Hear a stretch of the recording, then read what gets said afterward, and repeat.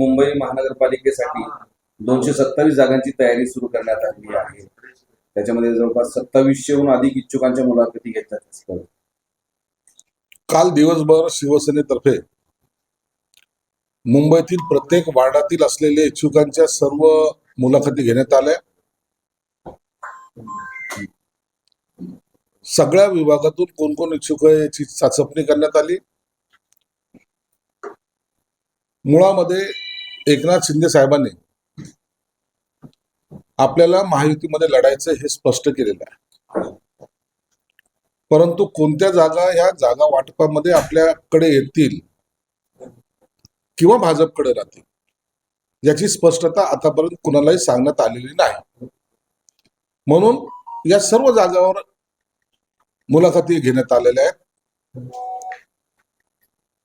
याचा अर्थ असा होत नाही की स्वतंत्र लढाईची तयारी केलेली आहे, युती होणार नाही असं काही आहे, तर तसं कोणतीही शंका घेण्याचं काहीही कारण नाही.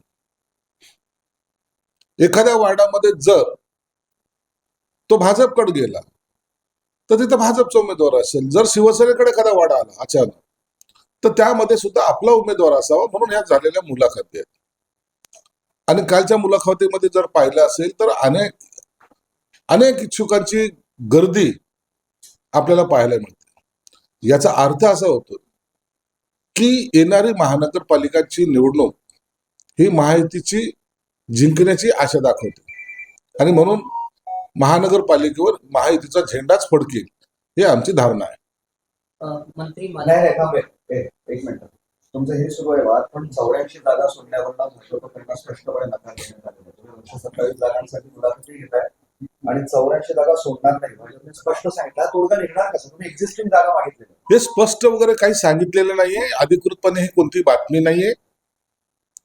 ज्या काही जागेचा तोडगा झालेला आहे, ज्या जागा आता लढवायच्या त्या वेगळ्या काढल्या गेलेल्या आहेत. राहिलेल्या 84 जागा ज्या आहेत त्याच्यावर आणखीन युतीची बोलणी होणार आहे. ही पहिली फेरी जी झालेली आहे, या फेरीमध्ये या झालेल्या ज्याच्यामध्ये कोणतंही डिस्प्यूट नाही अशा जागा वेगळ्या काढलेल्या आहेत आणि उर्वरित जागेवर पुन्हा शिवसेना भाजपची बोलणी होणार आहे. म्हणून हा अंतिम चर्चेची फेरी संपली की काय असं जे चित्र आहे तसं चित्र कोणतंही नाही. पुन्हा देवेंद्र फडणवीस साहेब असेल, एकनाथ शिंदे साहेब असतील आणि यांचे सरांचे सहकारी असतील, हे बसून या युतीवर चर्चा करणार आहेत.